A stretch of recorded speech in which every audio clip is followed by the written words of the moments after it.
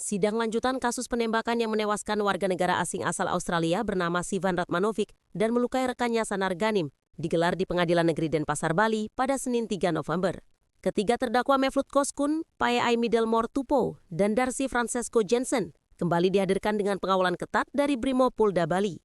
Dalam sidang dengan agenda pembuktian ini, Jaksa Penuntut Umum Kejari Badung menghadirkan 7 orang saksi, termasuk pemilik Villa Casa Santisha, tempat kejadian perkara, hingga tetangga korban dan sejumlah karyawan toko yang pernah berinteraksi dengan para terdakwa. Saksi Made Agus Yuhantra menceritakan suasana mencekam malam kejadian, di mana pintu villa rusak, kaca pecah, dan korban Sanar Ghanim ditemukan terluka di kaki, sementara Sivan Ratmanovic meninggal dunia di lokasi.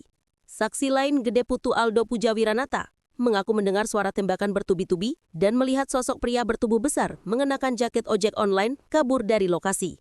Keterangan sejumlah saksi turut menguatkan dugaan keterlibatan terdakwa Tupou yang sempat membeli palu serta pakaian berukuran jumbo dan berciri tato seperti yang dikenakan pelaku. Dua saksi ojek online juga mengaku mengenal terdakwa karena sempat menjadi pelanggan beberapa hari sebelum kejadian dan menyebut pernah melihat tas yang kini dijadikan barang bukti berisi senjata api. Menanggapi keterangan para saksi, terdakwa Mevlut Koskun dan Pae Middlemore Tupou membenarkan sebagian besar pernyataan. Namun, keduanya menyatakan tidak yakin terhadap keaslian jaket ojol yang dijadikan barang bukti oleh JPU di persidangan. Sementara itu, dari 7 saksi yang dihadirkan hari ini, Majelis Hakim mencatat bahwa tidak ada satupun saksi yang secara langsung mengenali terdakwa ketiga, Darcy Francesco Jensen.